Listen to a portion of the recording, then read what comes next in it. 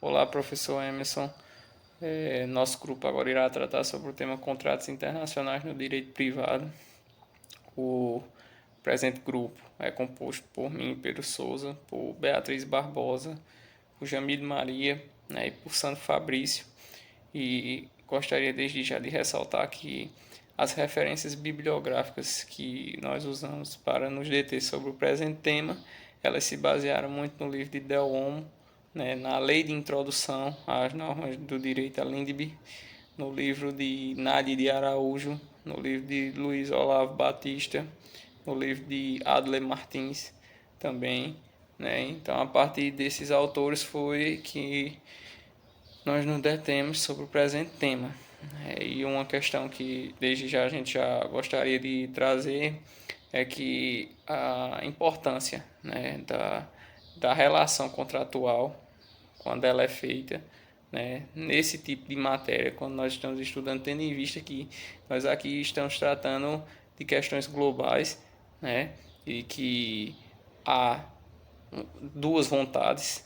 Então, no caso, o contrato ele pode ser bilateral ou multilateral, né? Pode envolver duas partes ou várias partes, e que essas partes elas vão ter objetivos ali em comum, sejam objetivos comerciais, mas também gostaria de trazer uma vertente de questões de alianças, né? Muitas vezes sejam elas militares, sejam elas com questões de negociação, de tanto que nem a gente falou, né, de alimentos, bens duráveis, enfim, bens não duráveis, mas o que é importante destacar é que ali há dois sistemas jurídicos diferentes que vão se entrelaçar, né, e vão dar lugar a uma proposição de vontades, né? Ou seja, basicamente eu vou ceder um pouco, a outra parte vai ceder um pouco para que a gente possa formalizar ali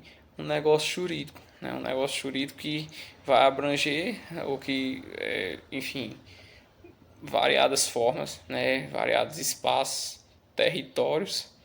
Então, por isso que o contrato ele é muito importante, porque ele vai formalizar um negócio jurídico e vai trazer a solenidade para aquele negócio que está sendo disposto ali. Né? Muitas vezes a gente está acostumado a fazer contratos sem muitas vezes nem saber que estamos fazendo. Por exemplo, quando eu vou ao supermercado que eu compro alguma coisa, ali um contrato de compra e venda, estou comprando e tenho que pagar ali ao vendedor, né? Enfim, ele está me oferecendo, então se eu quero aquilo eu tenho que pagar. Então, muitas vezes não há nem essa solenidade, a gente pensa que muitas vezes não está nem fazendo um contrato, mas quando vemos, estamos sim. Então, o mundo dos contratos ele é muito grande, principalmente quando a gente está falando de uma área internacional, né, que a gente vai estar tratando ali de objetivos, né, de questões muitas das vezes comerciais, mas também questões ali de seja elas militares,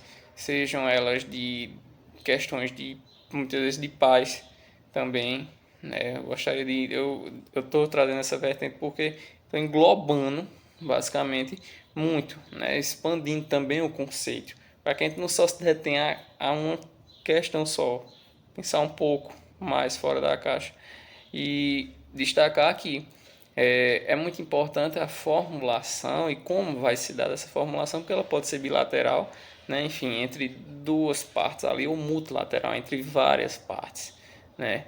Então, desde já, eu gostaria de ressaltar essa importância, né, também da solenidade, que esse tipo de ferramenta ela vai trazer, né? E dizer que muitas vezes quando há uma quebra de contrato ou quando há alguma ruptura de qualquer tipo que a gente esteja falando, muitas vezes ali no próprio contrato ele vai dar ensejo, tanto pode ser a questões judiciais, né, ser levado a questões judiciais quando se trata de comércio, enfim, do objeto que está sendo ali desenvolvido, mas também na questão da mediação, né, porque muitas vezes um contrato ele pode servir como base para uma mediação ali, né, muitas vezes pode ficar mais oneroso para uma das partes, por exemplo, para um país em questão de comércio, né, e a partir daquilo ali, quando se tem um instrumento solene, já que a gente não está tratando que nem o conhecido que a gente conhece aqui no Brasil é de boca, né? Então ter um instrumento hábil, né, ter um instrumento possível e dentro das regulamentações internacionais, né, tendo em vista que o Jamil vai falar mais à frente sobre a autonomia da vontade. Lógico, há o pacto sunt servanda, né, que, enfim, o contrato faz lei entre as partes, enfim, o contrato rege as partes, mas de qualquer forma, a autonomia da vontade, muitas vezes, ela não é uma coisa ilimitada, né, não, ela vai estar ali, não é sendo obstacularizada, mas não, é atendendo a uma questão que, inclusive, eu trago aqui para a gente no Brasil, que é, por exemplo, a função social, né, de um contrato. Tá entendendo? Porque, ora, se nós aplicamos isso aqui dentro do nosso território, por que é que nós não vamos aplicar, por exemplo, fora? Se a gente está tratando do mesmo sistema jurídico que a gente está usando aqui, é o sistema que a gente vai usar para tentar chegar a uma composição, né, enfim, com outra parte ou com outras partes.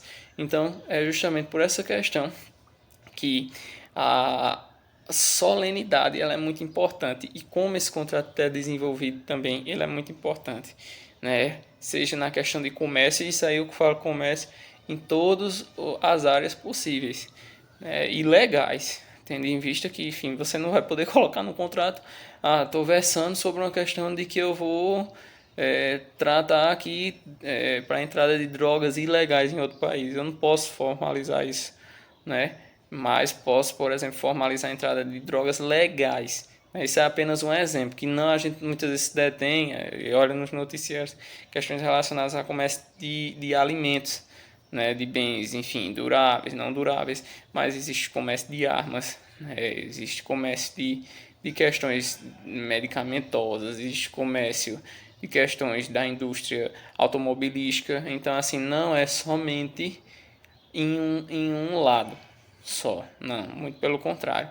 Há várias vertentes que um contrato ali ele pode explorar, seja ele financeiro, né, seja ele, por exemplo, de empréstimo entre uma organização, né, ou de um país emprestar dinheiro a outro país. Enfim, são várias as vertentes.